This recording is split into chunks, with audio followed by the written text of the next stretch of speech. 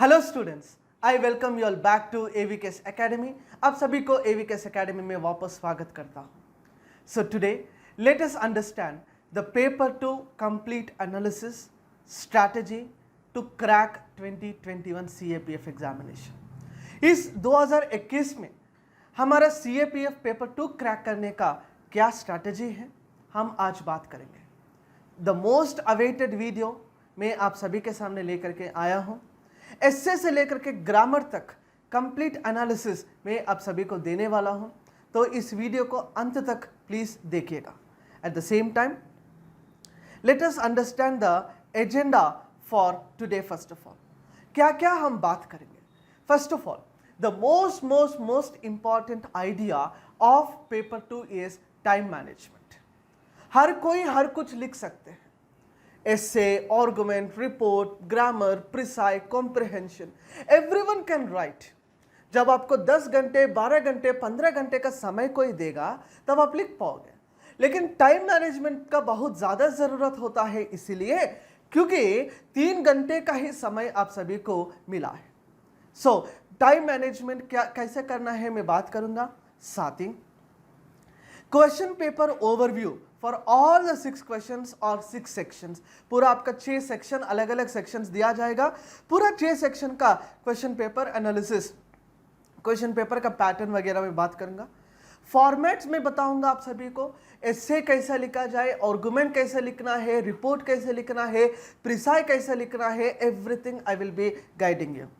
What should be the winners approach, इसका basic references क्या होगा, वो सारा बात मैं आप सभी से आज शेयर करूंगा। ठीक है गाइस, तो we directly proceed further now.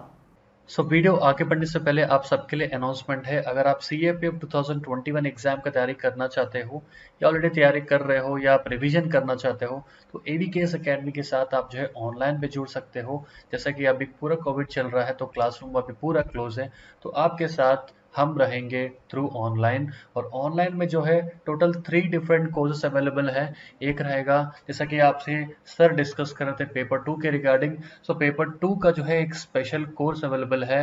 Next अभ्यास के नाम से जो है फुल कोर्स अभी अवेलेबल है आपके लिए। Next thing is test series भी आपके लिए अवेलेबल है। ठीक है, जैसा कि पेपर 2 के रिगार्डिंग आज हम डिस्कस करते हैं, तो पेपर 2 में आपको पेपर 2 के क्लासेस मिलेंगे फ्रॉम एस्से से लेके ग्रामर तक। एस्सेस भी आपका जो है बाइलिंगुअल रहने वाला है, मतलब इंग्लिश अलग से जो है टीच किया जाएगा, हिंदी का भी जो है अलग से टीच किया जाएगा।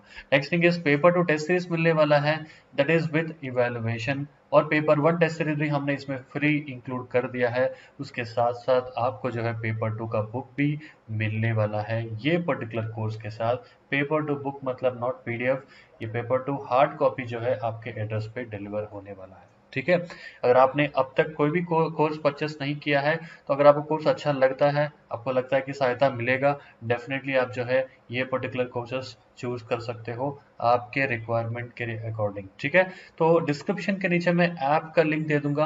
अगर आप मोबाइल यूज कर सकते हो, ऐप थ्रू आप लॉगिन करके कोर्स के रिगार्डिंग कोई डेमो लेक्चर्स हो या जो भी देख सकते हो। इसके अलावा अगर आप लैपटॉप या डेस्कटॉप यूज करते हो तो आपके लिए जो है वेब लॉगिन भी अवेलेबल है, उसका भी लिंक जो है मैं डिस्क्रिप्शन के नीचे शेयर कर दूंगा। चलो अभी हम मेन वीडियो में जाते हैं सर के साथ। Let us understand first. There are few sections here. Sections like essay. essay में कितना नंबर का पूछा जाएगा आपसे? 80 नंबर का पूछा जाएगा। 80 marks question will be asked in essays. That is, each essay will be carrying 20 marks. 20 number का हर essay पूछेगा। 4 essay ऐसा पूछा जाएगा, मतलब 80 number, 80 marks. With that, argument कुल मिला करके you will be getting it for 40 marks. Argument you will be getting it for 40 marks. 2 into 20 will give you 40 marks, मतलब every argument will carry 20 marks. Report will be given for 20 marks. 2 into 10 यानी 2 report आपसे पूछेगा, 2 आपको लिखना पड़ेगा, no choice at all. Choice clearly बताता हूं, choice is available only in essay, और कहीं पर भी आपको कोई चॉइस नहीं है। और एक ऐसे ही आप सभी लोग हिंदी में भी लिख सकते हो और कोई और हिंदी में नहीं लिख सकते, ठीक है। Only essay is permitted to be written in Hindi language, rest over all other areas should be answered by the aspirant in English itself. चाहे वो argument हो, report हो, प्रेसाई हो, comprehension हो, everything has to be presented in English language itself. So that is the reason I will make it clear for all the Hindi medium students also. Hindi medium में ऐसे लिख पा रहे हो तब आप सेफ जोन में मत रहिएगा, सेफ जोन मत मानिएगा। आप हिंदी माध्यम से भी हो तब भी आपको बाकी 80 नंबर का ही है ना, 80 नंबर मतलब बाकी 120 नंबर तो आपको अंग्रेजी में ही लिखना चाहिए, अंग्रेजी में ही लिखना पड़ेगा। इसलिए हिंदी माध्यम वाले बच्चों सब लोग मेहनत बहुत ज़्यादा करना पड़ेगा। इंग्लिश में भी कमांड लाने का प्रयास आप आज से ही आप लोग शुरू भी कीजिएगा। प्रिसाई राइटिंग का 15 नंबर, comprehension का 20 marks, grammar will be giving you 25 marks. So in totality this will be carrying somewhere around 200 marks. This will be giving you how much score ma? 200 marks. Clear? So 200 marks will be the complete analysis or the complete paper of CAPF paper 2. So if you observe here, I have said time management is very important in CAPF paper 2. First is essay will be giving you 80 marks, all right. So total time that has to be allotted. If it is a 20-mark question, you will have to write it for 300. You will have to write it in 300 words. पूरा आपको कितने शब्दों में लिखना चाहिए माँ?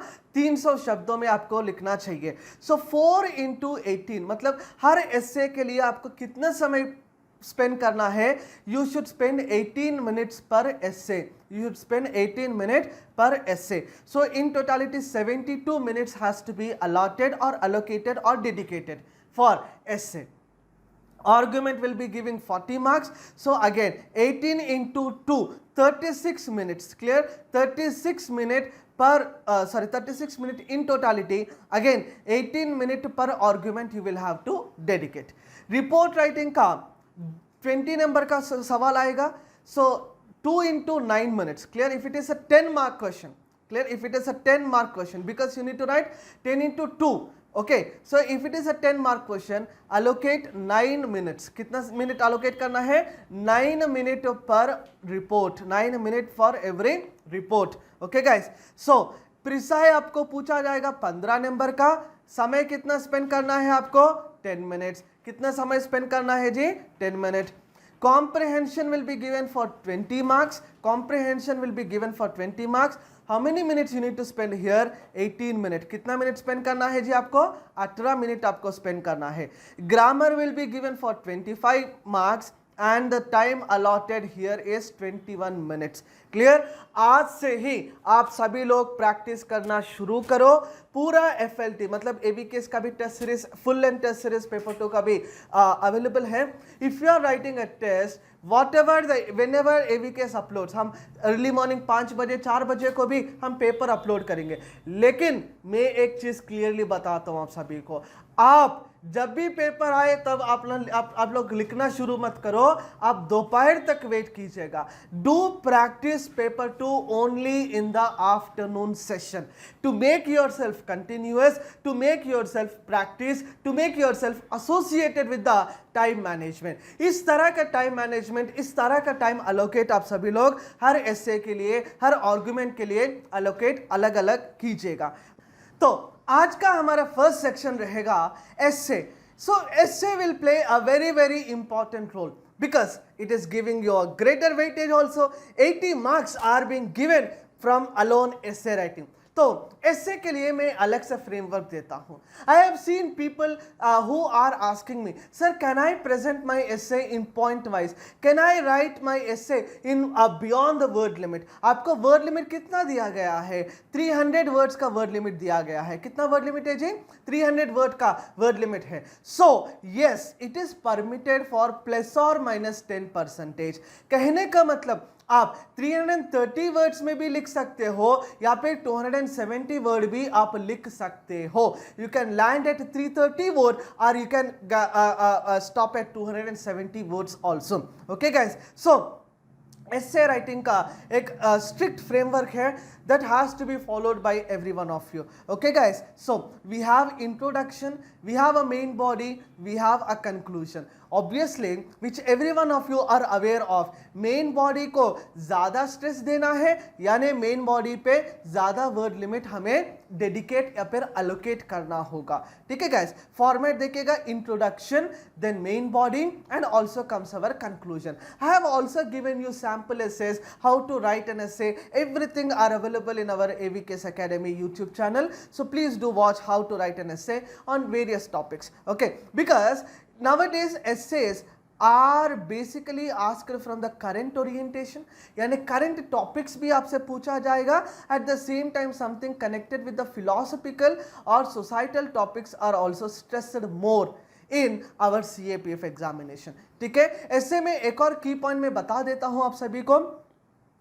आपका presentation में सर पैराग्राफ लिखने से, लोग बोलते सर पैराग्राफ लिखने से हम एग्जामिनर का ग्रास नहीं कर पाते, एग्जामिनर को हम ज़्यादा इंप्रेस नहीं कर पाते। यदि पॉइंट में होता तो ज़्यादा सही रहता। नहीं जी, ऐसा नहीं है। पैराग्राफ में लिखो, लेकिन हर इंपॉर्टेंट पॉइंट जो आपको लगेगा ना, underline the important points, underline the important words and even sentences for that reason.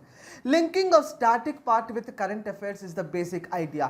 आपको जब इंडिया चाइना बॉर्डर डिस्प्यूट का सवाल पूछेगा, don't directly write the Galwan Valley dispute. Go with the static, connect with the current. If suppose somebody asks you the 2021 Indo-US relations, then go with certain background, come with the contemporary issues. If somebody asks you to write about the Ayodhya Ram Mandir and the verdicts thereon, then what is the historical perspective? From connecting with the Babri Masjid, you will have to land with the Ayodhya Ram Mandir. Likewise, never present essay in points. ये मैं बताया था, introduction and conclusion must be within 50 to 60 words each.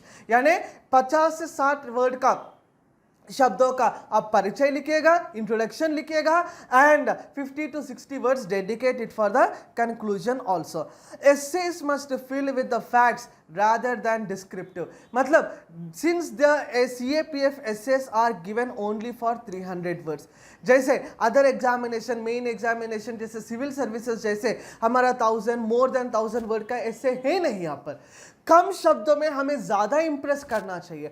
कम शब्दों में हम जब Impress कर पाएंगे, when we are presenting more facts, when we are presenting more information, when we are presenting more content, that is where we are trying to impress the examiner altogether. Okay guys, usage of flow chart. लोग पूछते हैं sir हम flow diagram वगैरह बना सकते हैं क्या? हाँ जी, बिल्कुल बना सकते हैं, लेकिन जो भी डायग्राम बनाते हैं आप लोग मान लीजिएगा कि वह डायग्राम हमेशा इंफॉर्मेटिव होना चाहिए, यानी it should contain some content within the diagram. You should not like vaccination program of India का टाइटल दिया। ऐसा नहीं है कि मोदी जी एक वैक्सीन ले रहे हाथ में, वो फोटो बना करके आप एग्जामिनर को इंप्रेस करना चाहता है, तब वो नहीं चलेगा। Diagram should always be more and more informative. Okay guys, now एक और चीज़ इधर ही बता देता हूँ। इनफैक्ट टॉपिक्स का वीडियो सामने लेकर के आऊँगा मैं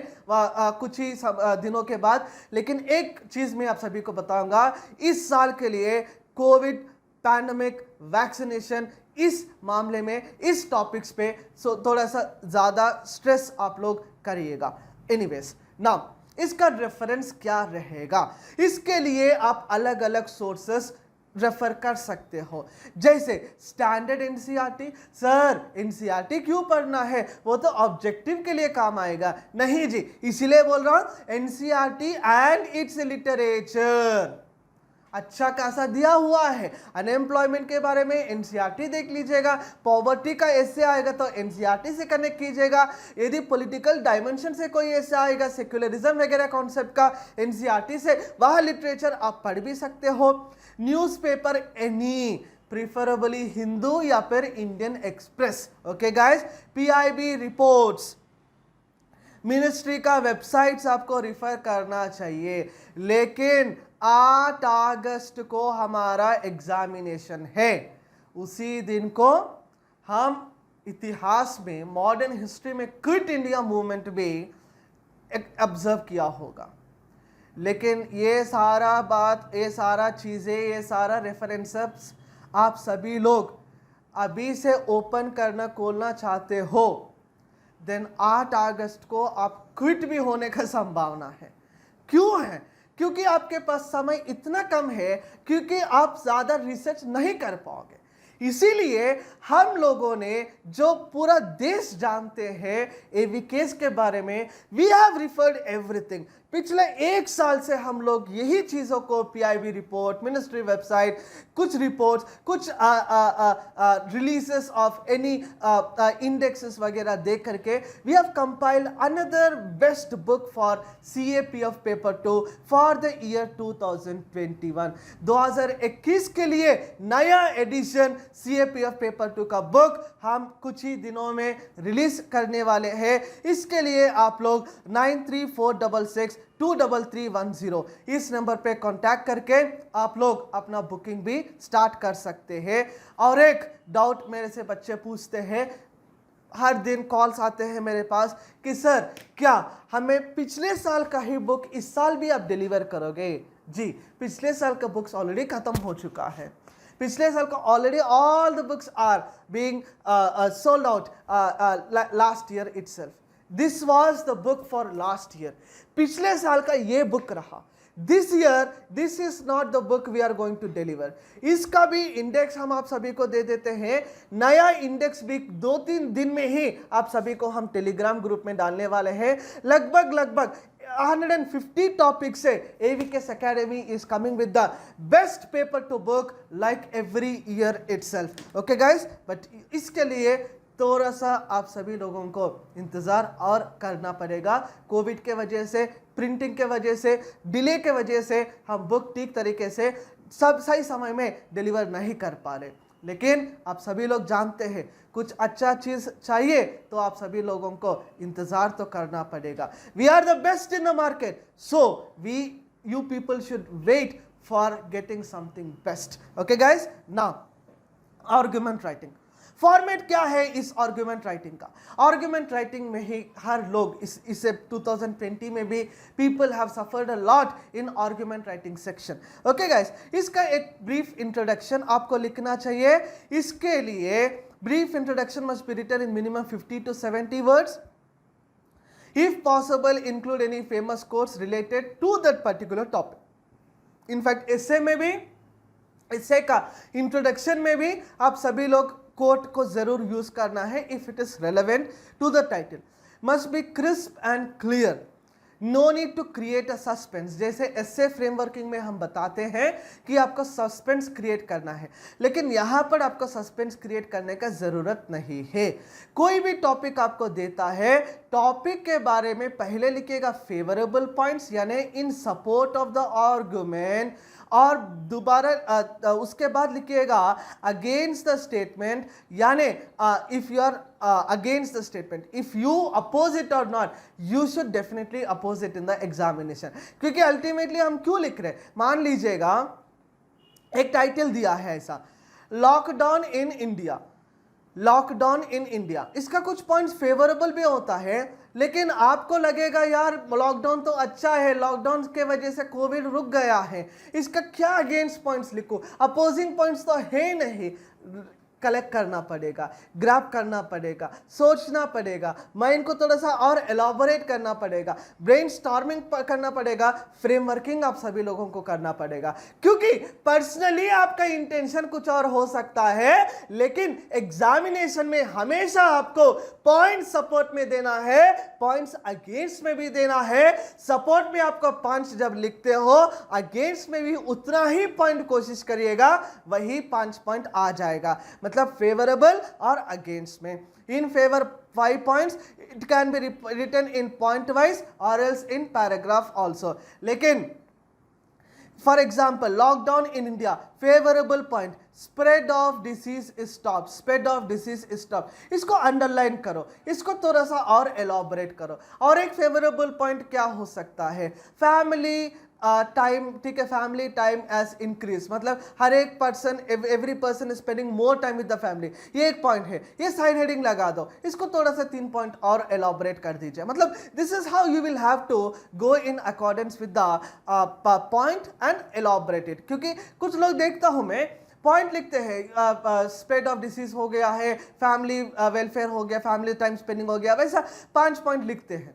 लिखने के बाद वो एलॉबरेट नहीं करते भाई, 300 वर्ड में आपको लिखना है, मतलब वर्ड लिमिट तो है नहीं, लेकिन ये 20 नंबर का सवाल है ना। When it is a question being asked for 20 marks, do spend at least 300 words for getting more amount of scores.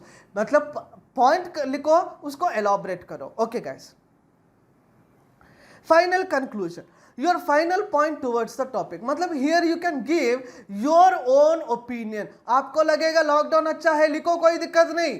आपको लगेगा लॉकडाउन बुरा है, वो भी लिखो, कोई दिक्कत नहीं। Your opinion has to be presented, your opinion has to be presented in the final conclusion of the argument. Question number 3 क्या है जी? Report writing. रिपोर्ट राइटिंग का भी कुछ लोग परेशान होता है कि सर हमें फ्रेमवर्क मालूम नहीं है। फ्रेमवर्क में बता रहा हूं आप सभी को, 2 questions will be asked, कोई चॉइस नहीं है, वर्ड लिमिट 200 वर्ड्स है, must be written only in English, ये तो आप सभी लोग जानते हैं। कैसा आपसे सवाल पूछने का संभावना है? इवेंट बेस्ड हो गया है, जैसे ब्रिक्स समिट वगैरह है। इश्यू बेस्ड हो गया है, any recent issue can be taken up here, economic slow down जैसा इश्यूज हो सकता है। एनी इंसिडेंट जैसे माओ अटैक वगैरह कोई आपसे पूछा जा सकता है। Must be written in prescribed format, इसका फिक्स्ड फॉर्मेट होता है, उसको ब्रेक मत करिएगा। Try to write in paragraph only, try to give more factual information. ठीक है, Maoist attack in Chhattisgarh, Chhattisgarh में जो माओइस्ट अटैक हुआ है उसके बारे में पूरा जानकारी कलेक्ट करिएगा। जानकारी पूरा इंफॉर्मेशन आप कलेक्ट करने के बाद जो इवेंट हुआ है, कम से कम उस इवेंट के रिलेवेंट में कुछ पॉइंट्स आपको लिखने का प्रयास आप कीजिएगा। Don't give your opinion, don't give your suggestion. आपको जो हुआ है वही चीज लिखना है। आपको ये नहीं बताना कि इंटरनल सिक्योरिटी भारत का और बेहतर होता तो इस तरह का माओ अटैक नहीं होता। Don't give your suggestion. If the internal security of India is more stringent, is more strong, then such an attack of Chhattisgarh would have not taken place. No, you should not present it in this way. Must be written in past tense, क्योंकि incident हो या event हो या कोई issue हो, it has already occurred, it has already happened, so examiner will be expecting from you to be written only in the past tense. Guys, future tense if the question demands or if the statement said by the official. If any Ministry of Home Affairs, Ministry of Information and Broadcasting have given a report that in future in Chhattisgarh we are going to do this, this, this and this, then yes, okay, so it has to be written only in the past tense. लेकिन जब exam demand करता है तब आपको future tense में भी लिख सकते हो। Stick to the word limit, strictly 200 words है जी, stick to the word limit completely. Okay, framework देख लीजिएगा, मैं बता रहा हूं आप सभी को। हेडलाइन, ठीक है, कोई टाइटल आपसे पूछेंगे ना, टाइटल लिखने के बाद आपको कुछ हेडलाइन भी लिखेगा। सब्जेक्ट यदि लिख रहे हो तो हेडलाइन लिखने का जरूरत नहीं, मतलब टाइटल आपका खुद का टाइटल। फॉर एग्जाम्पल, यूपीएससी दिया है आपको एक टाइटल कि माओइस्ट अटैक इन छत्तीसगढ़, ठीक है, माओइस्ट अटैक इन छत्तीसगढ़, ये यूपीएससी का दिया हुआ टाइटल है। आपको खुद का एक टाइटल बना सकते हैं, मतलब एक अलग से, जैसे देखिएगा, nearly 20 killed in Mao's attack, nearly 20 killed in माओस attack. अब न्यूज़पेपर देखते हो ना, न्यूज़पेपर ऐसे ही टाइटल्स तो बनाते हैं, ठीक है। तो XYZ और ABC, name, don't mention your name, आपको आपका नाम लिखना नहीं है, do not please mention your name. मैं देखता हूँ पेपर से वैलिडेट करते वक्त नेम करके रवि करके लिखते हैं, कोई श्रुति करके लिख देते हैं। No, don't mention your name. Place XYZ, ठीक है, place, don't mention the place also, but at the same time date also, clear, date is, mention the date in the event based report writing, clear, the date, if you are remembering the exact date also, that is fine. or if you don't remember that particular date, then the date of examination also you can write. Absolutely not an issue. Subject, ठीक है, subject can be either mention the subject or a headline.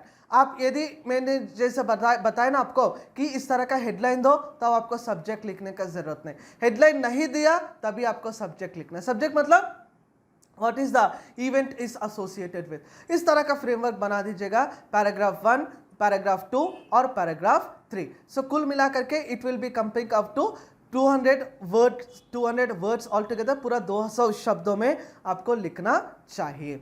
All right guys, now the fourth section is our precis writing section. Precis writing का मतलब क्या है जी? Precis writing का simple मतलब होता है कि आप लोगों को जो भी एग्जामिनर एक पैराग्राफ, एक कॉम्प्रहेंशन कुछ भी देता है उसको प्रिसाई करना है, कम करना है, शॉर्ट करना है, कट शॉर्ट करना है, कट शॉर्ट करके आपको प्रेजेंटेशन करना है. बस वही एक टास्क है. ठीक है, कितने में कट शॉर्ट करना है? 1/3 में कट शॉर्ट करना है. कितने में करना है जी? 1/3 में कट शॉर्ट करना है. बताता हूं कैसे. Simply a summary of the passage, simply an abstract of the passage, or else an outline of the passage. ठीक है, a mere selection of a few points or few important sentences from the passage, a collection of disconnected facts and statements. This can be this also, this can be this also. मतलब you can collect a good amount of important points from the passage also. At the same time, you can also collect certain things which are disconnected from the passage also. Start by highlighting the main idea of the passage, and you should create contextual environment where you can include the necessary points. कहने का मतलब here you, for example, any comprehension is given, the idea of the comprehension should not be broken up. Clear? मतलब you need to present in such a way that the exact intention of the examiner and yours, your both opinion, your both context and pretext will definitely match with each other. Once the main idea is established in your precis, you can present the methods, points, facts, etc. used by the author of the passage, but in your own words. आपको आपका अपना खुद के शब्दों में आपको लिखना चाहिए. You should write the precis in your own words. मैं बताता हूँ. Ensure that mentions about the history are done in the past tense. In a paragraph like a historical paragraph, it should be written in the past tense only. Clearly बताता हूँ. State the purpose of the research or precis of writing. Example, why was it important to conduct this research or write on this particular topic? ठीक है, purpose of this particular research can also be written as such. Okay guys, so precise का format देखिएगा. Format कुछ इस तरह से आपको boxes आपको दिया जाएगा. हर एक बॉक्स में एक वर्ड ही आना चाहिए. Every single box should comprise of only one word itself. Clear guys? If you are going for any abbreviation also, for example you are going for an abbreviation of ISRO, do write it like this. Don't write बचाना, paper बचाने के लिए ISRO, ऐसा मत लिखिएगा. Don't save paper in UPSC examination centre. बाहर आकर के आप जब नोट खरीदते हो, नोट्स वगैरह, किताब वगैरह जब खरीदते हो, तब आप पेपर बचाना है. यूपीएससी में जाकर के पेपर बचाने का प्रयास मत कीजिएगा आप सभी लोग. ओके गाइस, नाउ प्रिसाई के बाद ग्रामर के क्या पढ़ना सर? ग्रामर में हमें थोड़ा सा परेशान और होता है. हियर इधर मैंने आप सभी लोगों को 8 टॉपिक्स बताऊंगा. यह 8 टॉपिक्स आप ग्रामर में कवर कर पाओगे. Then you will be in the safe side for 2021 CAPF examination. इसी एंगल से, इसी डायमेंशन से, इसी टॉपिक से सवाल बनने का या सवाल आने का संभावना है. जैसे articles, active and passive voice, direct and indirect speech, question tags, proverb, plurals, preposition, tenses. Clear? फिर से बताऊंगा.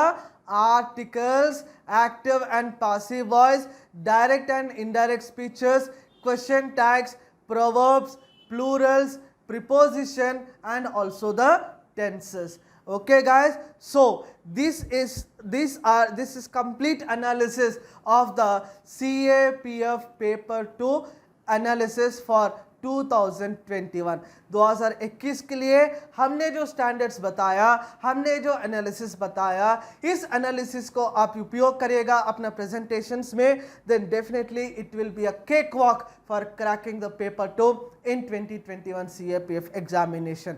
और ये जो भी मैंने बताया अभी तक, इन पूरा मिला करके, from essay, from report, from argument, from grammar, from comprehension, from precise, everything is been compiled in a simple course designed by AVKS Academy। इस AVKS Academy का पेपर 2 कोर्स आप खरीद सकते हो if you are really very interested in cracking CAPF this particular year। और इस paper 2 course के साथ ही पेपर 2 का बुक भी आप सभी लोगों को फ्री में मिलेगा। इसका पूरा जानकारी के लिए नीचे जो नंबर स्क्रॉल हो रहा है उस नंबर पे आप कांटेक्ट भी कर सकते हैं। That's it for today. Thank you so much. Keep watching AVKS Academy। जय हिंद।